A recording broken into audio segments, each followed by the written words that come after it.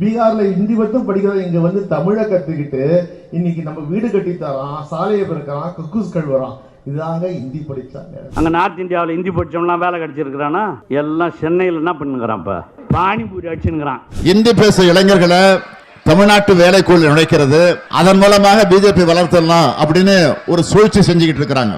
तमिलनाडु में डीएमके के लोग बिहार के मेहनत कश लोगों को प्रताड़ित करते हैं. ஹாப்பியா, ஹெல்தியா, ஜாலியா ஒரு லைஃப்.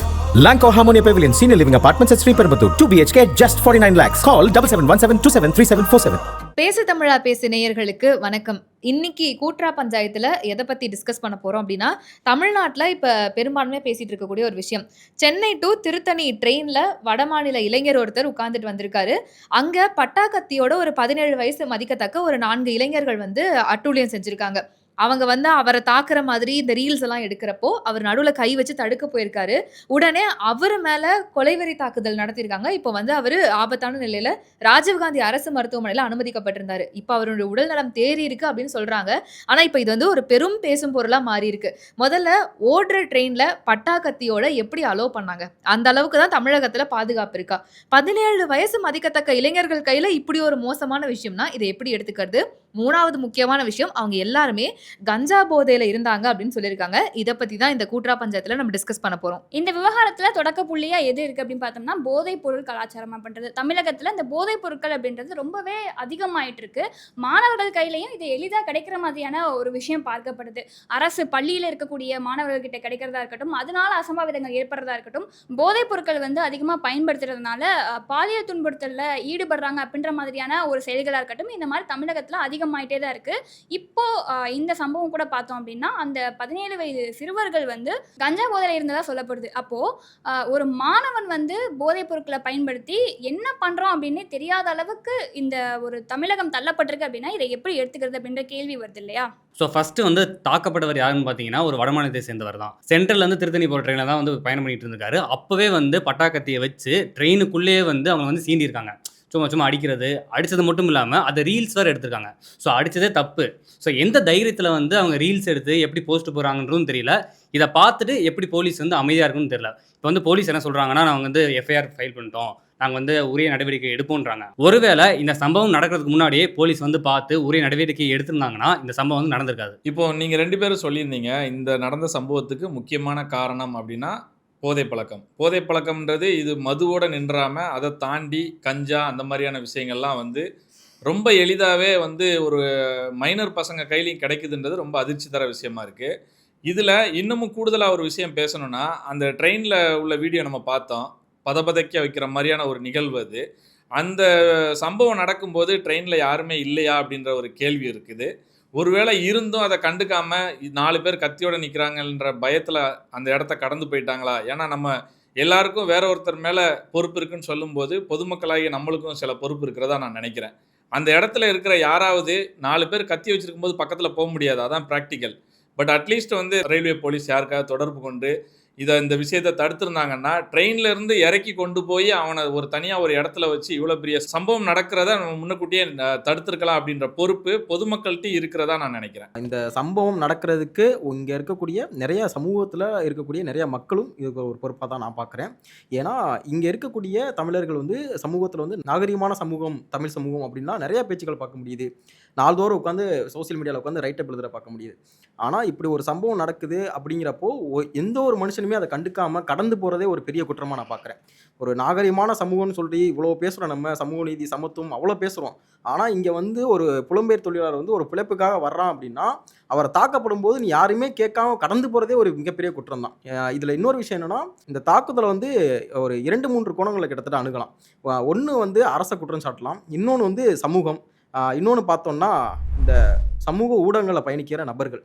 இந்த சமூக ஊடகத்தில் பயணிக்கிற நபர்கள் மேலே என்னப்பா குற்றம் அப்படின்னா, இங்கே நாள்தோறும் பொழுதுதோறும் வந்து ஒவ்வொரு மணித்துளியுமே வந்து பார்த்தோம்னா இங்கே நிறையா வந்து வடமாநில இளைஞர்கள் சொல்கிறத விட இந்தியாவுடைய வடப்பகுதியில் இருக்கக்கூடிய மக்களை அன்எஜுகேட்டட் பீப்புள், அவங்களுக்கு வந்து எஜுகேஷனே கிடையாது, அவங்களுக்கு வந்து எந்த விதமான ஒரு சென்ஸுமே கிடையாது அப்படின்னு நாள்தோறும் விதைக்கப்படுற அந்த விஷம பேச்சுக்கள் வந்து ஒவ்வொரு மனிதனுக்குள்ளேயும் போயிருக்கு அப்படிங்கிறது தான் இந்த தாக்குதலோட முதற்கட்டமாக நான் பார்க்குறேன். இப்போ இதுல 2வது விஷயம் சொல்லணும்னா, அரசாங்கத்த குற்றம் சாட்டுறது. இதே மாதிரி இதுக்கு முன்னாடி ஒரு சம்பவம் நடக்குது. கடலூர்ல வந்து வயதான மூதாட்டி ஒருத்தவங்க இறந்த நிலையில கண்டெடுக்கப்படுறாங்க. அதுக்கப்புறம் விசாரணைலாம் நடத்தினதுக்கு அப்புறம் பார்த்தோம்னா, பேரனே அவங்களுடைய பாட்டிய கொன்றுருக்காங்க. என்ன காரணம்னா, மது அருந்துறதுக்கு பணம் தரல அப்படிங்கிறதுனால. சரி, இந்த பிரச்சனை எப்படி அரசாங்கத்தோட சேரும் அப்படின்னா, சமீபத்துல ஒரு போட்டோ வந்து பயங்கர வைரல் ஆகுது. என்ன அப்படின்னா, கானா பாடல் பாடுற ஒரு பாடகர் ஒருத்தர், அவருக்கு திரு சேகர் பாபு அவர்கள் பொன்னாடை அணிவிக்கிற மாதிரி. சரி, கானா பாடல்கள்னா அதுல எவ்வளவோ தத்துவ பாடல்கள் இருக்கு. இப்ப வடசென்னை மக்களினுடைய வாழ்வாதாரத்தை சொல்ற பாடலா இருக்கு. இந்த மாதிரி எவ்வளவோ இருக்கு. ஆனா அந்த பர்ட்டிகுலர் பாடகர் வந்து பார்த்தோம் அப்படின்னா, அந்த ஆபாச பாடல்களை பாடுறதா இருக்கட்டும், அந்த மாதிரியான ஒரு எப்படி சொல்றது, டபுள் மீனிங்ல பாட்டு பாடுறதா இருக்கட்டும், இந்த மாதிரியான பாடல்களை பாடக்கூடியவர். அவருக்கு அரசாங்கத்துல முக்கிய பொறுப்புல இருக்கக்கூடிய நபர் பொன்னாடையெல்லாம் அணிவிக்கிறார் அப்படின்னா, அது பார்க்குற மாணவர்களுக்கு ஒரு இன்ஸ்பிரேஷனா தான் தெரியும். அப்ப நம்மளும் என்ன வேணா பண்ணலாம், நம்ம எப்படி பாடினாலும் நம்ம வந்து ரீச் பண்ணிடலாம் அப்படிங்கிற மாதிரி. இந்த சோஷியல் மீடியாவா இருக்கட்டும், அதையும் தாண்டி அரசுல இருக்கக்கூடியவங்க, அரசு அதிகாரிகள் இன்னும் கொஞ்சம் பொறுப்பா இருக்கணும். இதுல இன்னொரு முக்கியமான விஷயம் கண்டிப்பா பள்ளி கல்வித்துறையும் தான். ஏன்னா இந்த புழக்கம், கஞ்சா புழக்கம்னு எடுத்துக்கிட்டாலே முன்னாடியே மோகனா சொன்ன மாதிரி அரசு பள்ளி மாணவர்கள் தான் நிறைய பாதிக்கப்படுறாங்க. அரசு பள்ளியில கஞ்சா கிடைக்கிறதா இருக்கட்டும், அவங்களுக்கு ஈஸியா அது போய் சேர்றதா இருக்கட்டும். என்ன காரணம்னா, போதுமான ஆசிரியர்கள் இல்ல. அவங்களுக்கு கரெக்டான ஆசிரியர்கள் இருக்காங்க, கரெக்டான கல்வி கொடுக்கப்படுதுன்னா, அதை தாண்டி அவங்க வேற எதுவும் யோசிக்க மாட்டாங்க. அரசு பள்ளிகள் அப்படின்ற ஒரே காரணத்துக்காக இவங்க காட்டுற அலட்சியம் தான் இன்னைக்கு மாணவர்களுடைய எதிர்காலம் இந்த அளவுக்கு வந்திருக்கு அப்படின்ற மாதிரி உணர்த்துது. ஸோ இந்த காணொலி முழுக்கவே வந்து நான் எதை பற்றி பேச போகிறேன் அப்படின்னா, சோஷியல் மீடியாவுடைய அந்த இன்ஃப்ளூயன்ஸ். சோஷியல் மீடியாவுடைய இன்ஃப்ளூயன்ஸ் வந்து எந்த அளவுக்கு இருக்குது, அதனுடைய குரூரத்தன்மை வந்து எந்த அளவுக்கு வெளிப்படும் அப்படின்னா, இப்போ இவங்க எடுத்து இன்ஸ்டாவில் இந்த ஒரு ரீல்ஸாக போட்டு அதில் வாங்கக்கூடிய அந்த லைக்ஸ் கிடைக்குது பார்த்தீங்களா. இப்போ இவங்க அந்த வெட்டிட்டு இந்த ரீல்ஸாக எடுத்து போடுறது, ஏன்னா அவருடைய இன்ஸ்டா பக்கத்துலேயே வந்து நிறையா ரீல்ஸ் வந்து இது சம்மந்தமாக தான் போட்டிருக்காரு. கத்தி வச்சு, அது மட்டும் இல்லாமல் மது பாட்டிலோட இருக்கிற மாதிரியான போட்டோக்கள், இந்த மாதிரியான பிக்லாம் போட்டு லைக்ஸ் வாங்குற மாதிரியான அந்த குரூர மனநிலை இருக்குல்ல, அது வந்து அதனுடைய உச்சம்தான் இது. இது வந்து இதுக்கு வந்து சோஷியல் மீடியாவுடைய இன்ஃப்ளூயன்ஸும் ஒரு காரணமாக தான் நம்ம பார்க்குறோம். இன்னொரு விஷயம், சோஷியல் மீடியா வந்து எந்த அளவுக்கு இன்ஃப்ளூயன்ஸ் பண்ணியிருக்கு அப்படின்னு இன்னொரு கோணத்துலேருந்து பார்த்தோம் அப்படின்னா, அந்த புலம்பெயர் தொழிலாளர், அவர் வந்து ஒரு புலம்பெயர் தொழிலாளர். அதாவது இங்கே நிறையா தமிழகத்துக்கும் பார்த்தோம்னா நிறைய புலம்பெயர் தொழிலாளர்கள் வராங்க, பல்வேறு மாநிலங்கள்லேருந்து வர்றாங்க. அவங்கள இங்கே வந்தோடனே வடக்கன்ஸ்ன்னு சொல்கிறது, கம்மியான வேலைக்கு வேலை பார்க்குறேன்னு சொல்கிறது, பீடாவாயின்னு சொல்கிறது, இப்படி ஏகப்பட்ட பழிச்சொற்களை ஏற்றுட்டு தான் இங்கே வேலை பார்த்துட்டு இருக்காங்க. இன்னைக்கு தமிழ்நாடு பொருளாதாரத்தில் ஒரு முன்னேற்றத்தை அடைஞ்சிருக்கு அப்படின்னா அதுக்கு காரணம் பார்த்தோம்னா அந்த புலம்பெயர் தொழிலாளர்களும் ஒருத்தவங்க. ஸோ திருப்பூராக இருக்கட்டும், கோயம்புத்தூராக இருக்கட்டும், தமிழகத்தினுடைய அந்த ஜிடிபியில் அவங்களுடைய பங்கு ரொம்ப அளப்பரியது. அதே சேம் பங்கு யாருக்கு இருக்குன்னு பார்த்தோம்னா இந்த புலம்பெயர் தொழிலாளர்கள். அவங்க செய்யக்கூடிய வேலையை இன்னைக்கு தமிழகத்தில் நிறைய மக்கள் செய்ய தயங்குற வேலையை தான் அந்த மக்கள் செய்கிறாங்க. அங்கேருந்து வந்து அந்த புலம்பெயர் தொழிலாளர்கள் அவங்கள நீ பீடாவாயின்னு சொல்லுவ, வடக்கன்னு சொல்லுவ அப்படின்னா, இங்கே அவங்க அந்த வேலையை விட்டுட்டு போயிட்டாங்க. அந்த வேலையை செய்கிறதுக்கு இங்கே யாருமே தயாராக கிடையாது. ஸோ அப்போ இந்த சோசியல் மீடியா இன்ஃப்ளூயன்ஸ் வந்து எந்த அளவுக்கு இருக்குது அப்படிங்கிறதுக்கு இதுக்கு ஒரு உதாரணமாக பார்க்குறோம். ஏன்னா இதே ஒரு நபர் வந்து வேறு ஒரு, அதாவது தமிழ் ஆளுங்க மேலே கை வச்சுட்டு அந்த பையன் சும்மா இருந்துட முடியாது. ஏன்னா பக்கத்தில் உள்ள இன்னொருத்தன் கேட்பான், ஏன்டா அடிக்கிற அப்படிங்கிற மாதிரி. ஆனால் இந்த புலம்பெயர் தொழிலாளர் அடிக்கும்போது யாருமே பக்கத்தில் கேட்குறதுக்கு ஆள் கிடையாது. ஏன்னா அவர் பேசுகிற மொழியோ அவருக்கான இதுவோ யாருமே அங்கே இல்லை. ஸோ மொழியை வச்சோ ஒருத்தவங்களுடைய அந்த இருக்கிற இருப்பிடத்தை வச்சோ குறிப்பிடுறதுமே வந்து ஒரு நாகரிகமான சமூகத்துக்கு ஒரு நல்ல விஷயமா நான் கருதலை.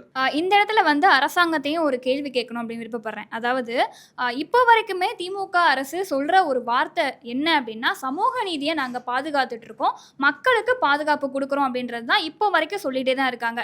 இது வந்து ஏதாவது ஒரு அநீதி நடக்குது அப்படின்னா அதுக்கு நாங்கள் குரல் கொடுப்போம் அப்படின்ற மாதிரி சொல்கிறாங்க. ஆனால் தமிழக மக்களை பாதுகாக்கிறாங்களா அப்படின்னு கேட்டால் அதுவே ஒரு கேள்விக்குறியாக தான் இருக்குது. பெண்களுக்கான பாதுகாப்பு இருக்கான்னு கேட்டால் அதுவுமே கிடையாது. தூய்மை பணியாளர்களுக்கான கோரிக்கையை நிறைவேற்றினாங்கன்னு கேட்டால் அதுவுமே கிடையாது. செவிலியர்கள் கூட போராட்டம் பண்ண ஆரம்பிச்சிட்டாங்க, ஆசிரியர்களும் போராட்டம் பண்ணுறாங்க. இந்த மாதிரி ஒருத்தருக்குமே ஒரு குறைகள் இருக்குது. அப்படின்றப்போ தமிழக மக்களையும் அவங்க பாதுகாக்க மறுத்துட்டாங்க. சரி, புலம்பெயர்ந்த தொழிலாளர்களை பாதுகாப்பாங்களா, அவங்களுக்கு ஏதாவது நடவடிக்கை எடுப்பாங்களா, இல்லை அவங்களுக்கு ஏதாவது அநீதி நடக்குது அப்படின்னா குரல் கொடுப்பாங்க அப்படின்னு கேட்டால் அவங்களுக்குமே சரியான பாதுகாப்பு கொடுக்க மாட்டாங்க. அப்படின்றப்போ இந்த திமுக அரசாங்கம் என்னதான் பண்ணுறாங்க அப்படின்ற கேள்விக்கு உள்ளாக்கப்படுது. சோஷியல் மீடியா இன்ஃப்ளூயன்ஸும் ஒரு பக்கம் நம்ம அப்படி சொல்லியிருந்தாலும், இன்னொரு பக்கம் இங்கே இருக்கக்கூடிய ஆளும் வர்க்கத்தினர், குறிப்பாக சொல்ல போனால் திமுக, இந்த செப்பரேட்டிசம் பேசுகிறாங்கல்ல, பிரிவினைவாதம். குறிப்பாக இங்கே வந்து ஒரு 2-3 கட்சி வந்து இந்த பிரிவினைவாதத்தை தொடர்ந்து பரப்புகிறாங்க. நான் பேர் சொல்ல விரும்பலை, ஆனால் இப்போ ஆளுங்கட்சியாக இருக்கக்கூடிய திமுக இதை ரொம்பவே அதிகமாக பரப்புனாங்க. ஆளுங்கட்சியில் அமைச்சராக இருக்கக்கூடிய மூர்த்தியிலிருந்து எம்பியாக இருக்கக்கூடிய தயாநிதி மாறன், சேகர் பாபு, பொன்முடி, இன்க்ளூடிங் ஸ்டாலின், ஒரு மாநிலத்தில் ஒரு முதன்மை மந்திரியாக இருக்கக்கூடிய ஒரு நபரே வந்து இன்னொரு மாநிலத்தில் இருக்கக்கூடிய நபர்களை வந்து தப்பாக பேசுகிறாரு, அவங்கள வந்து இழிச்சும் பழிச்சும் பேசுகிறாங்க அப்படின்னா இது என்ன மாதிரியான மனநிலை? இவங்களுக்கு வந்து அங்கேருந்து வேலை பார்க்க வர்ற எல்லா நபர்களுமே வந்து ஒரு கிட்டத்தட்ட ஒரு அடிமட்டத்திலேருந்து வர நபர்கள். ஓப்பனாக சொல்ல போனோம்னா அவங்க யாருமே பெரிய பெரிய சமூகத்திலேருந்து வர கிடையாது. அந்த வெளிமாநிலத்தில் இருக்கக்கூடிய நிறையா சொல்லுவாங்க, அதாவது காயஸ்தான் சொல்லுவாங்க, பனியாசம் சொல்லுவாங்க, பிராமின் சொல்லுவாங்க, ராஜ்புத் சொல்லுவாங்க, இந்த மாதிரியான சமூகத்திலேருந்து வந்தவங்க கிடையாது. எல்லாருமே ஒரு அடிமட்ட சமூகத்திலேருந்து வர்றாங்க. இங்கே சமூக நீதி பேசுகிறாங்க, சமத்துவம் பேசுகிறாங்க. ஆனால் அங்கேருந்து வெளியிலேருந்து வர நபர்களை பார்க்கும்போது மட்டும் உங்களுக்கு ஏன் இவ்வளவு இழிச்சு பழிச்சு பேசணும் அப்படிங்கிற அந்த மாதிரியான விஷயங்கள் ஏன் வருது?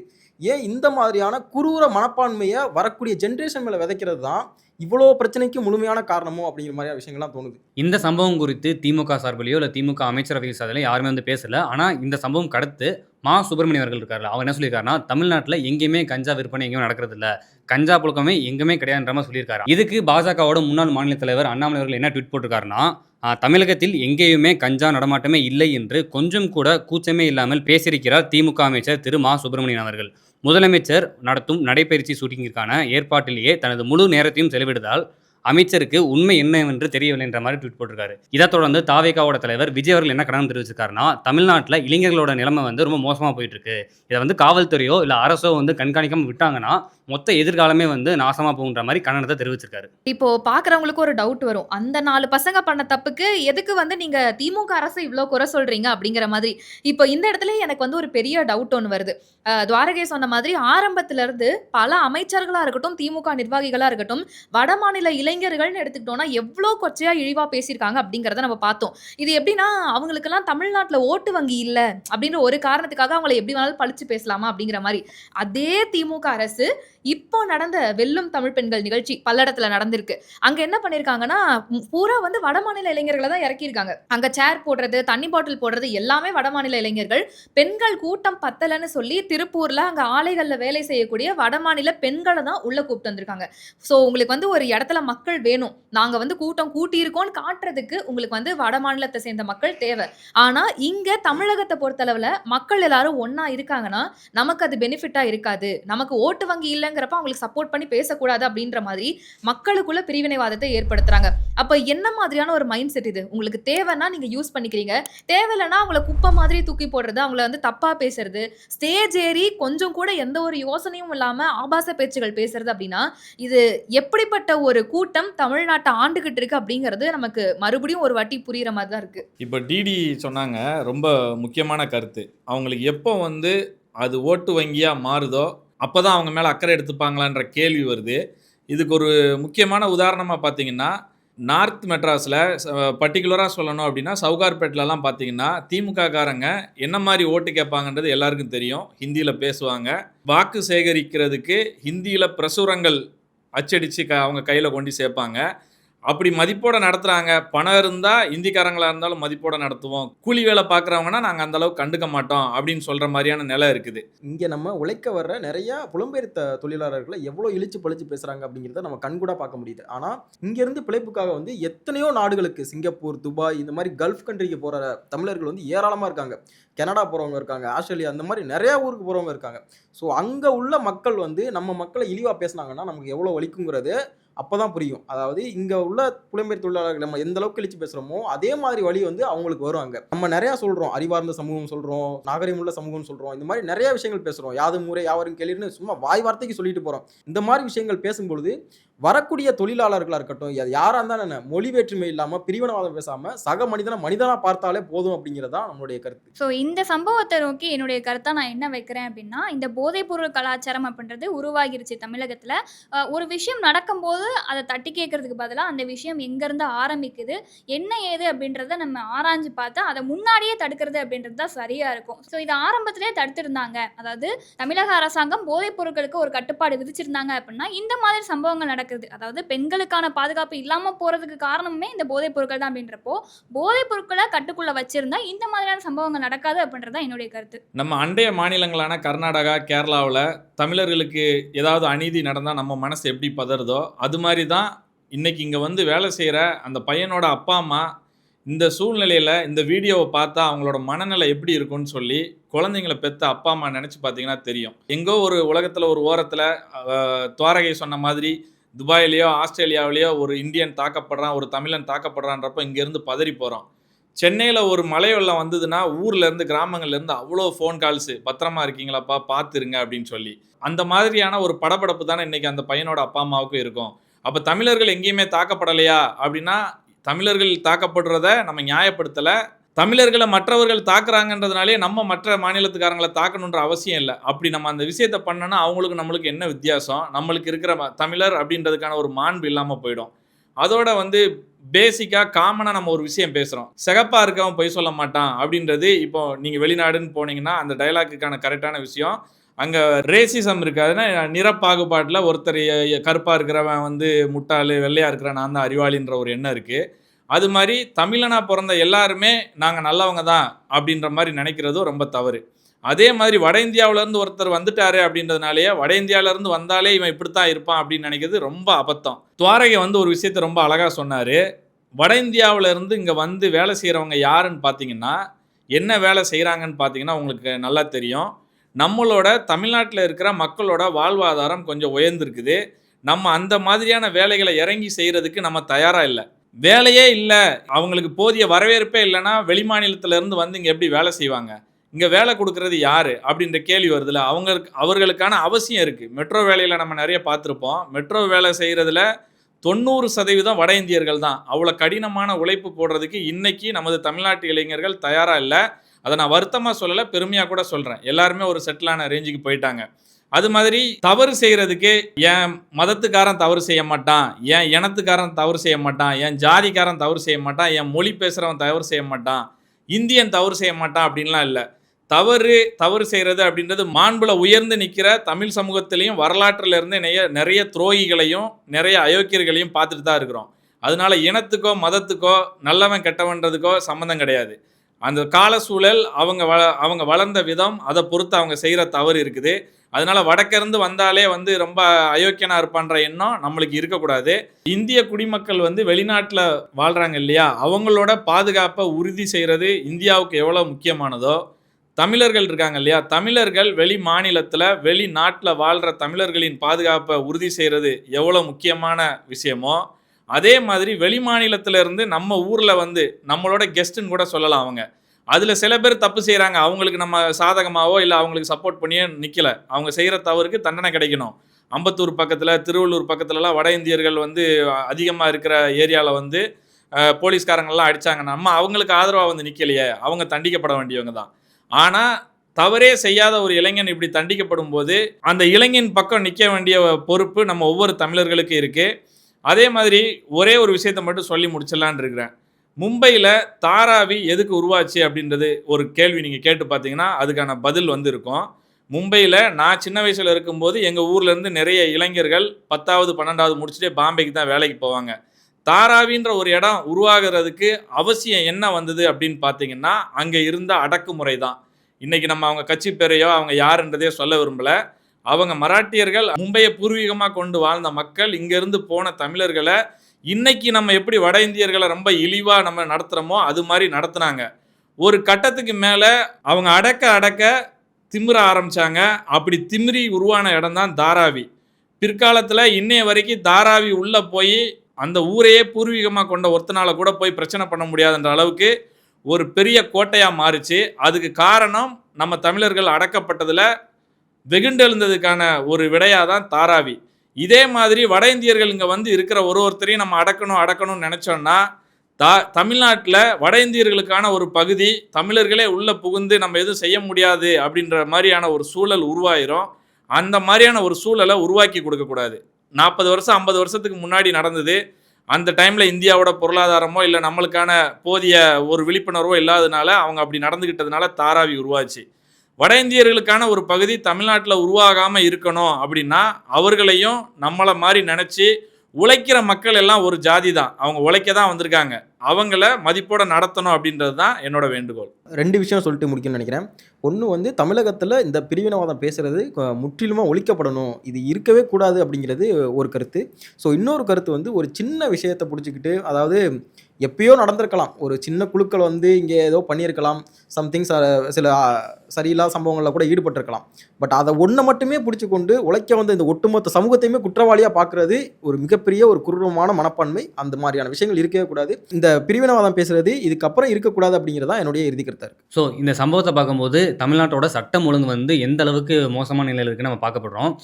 இதுக்கு அடுத்தாச்சு 2026 எந்த கட்சிக்கு வாக்களிக்கணுன்றதை மக்கள் பார்த்து தீர்மானித்து கரெக்டான கட்சிக்கு வந்து வாக்களிச்சாங்கன்னா இந்த நிலைமை வந்து திருப்பி தொடராது. ஒருவேளை திருப்பியுமே திமுகவுக்கே வந்து திருப்பி வாக்களிச்சாங்கன்னா, திமுகவே 2026 வந்து ஆட்சி அமைச்சாங்கன்னா இந்த நிலைமை இன்னும் நீடிட்டே போகணுன்றதான் என்னோட கருத்தாக இருக்குது. இப்போ எல்லாருமே சொன்னது ஒரே கருத்து தான். ஒருமித்த கருத்தை எல்லாரும் ஒட்டுக்கா சொல்லியிருக்கோம். ஆனா ஒரு விஷயம் முக்கியமா பார்க்கறது என்ன அப்படின்னா, நீங்க எல்லாருமே சொன்ன மாதிரி வடமாநில இளைஞர்கள் யாருமே வந்து ரொம்ப வயசானவங்கலாம் இங்க வரப்போறது கிடையாது.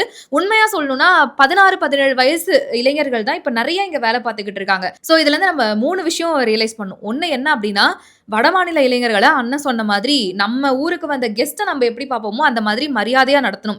2வது, இந்த கஞ்சா புழக்கம் அப்படிங்கிறது வடமாநிலத்தவர்களுக்கு மட்டும் பிரச்சனை இல்லை. மோகனா சொன்ன மாதிரி பெண்கள் பாதுகாப்பு இங்க சீரழிஞ்சு கிடக்கு. இது எல்லாமே. 3வது முக்கியமான விஷயம் என்ன அப்படின்னா, இந்த ஓட்டு வங்கிக்காக தேர்தலுக்காக திமுக போடக்கூடிய நாடகம் நாம் எல்லாரும் திராவிடர்கள், நமக்கு திராவிட மாடல் 2.0 எதுவுமே கிடையாது. நாம இந்தியர்கள். இங்க வந்து நாம எல்லாம் திராவிட மக்கள், நம்ம எல்லாரும் ஒன்னா இருக்கணும், ஓட்டு போடணும்ன்ற மாதிரி சொல்லி இந்த 5 வருஷத்துல திமுக என்ன பண்ணாங்கன்றதை நம்ம பார்த்துக்கிட்டு இருக்கோம். இன்னைக்கு வந்து வெல்லும் தமிழ் பெண்கள்னு 1.5 லட்சம் பெண்களை கூட்டி இவ்வளவு பெரிய மாநாடு நடத்துற இதே திமுக ஆட்சியில தான் அங்க செவிலியர்களா இருக்கக்கூடிய பெண்களை ரோட்ல வச்சு அடிக்கிறாங்க.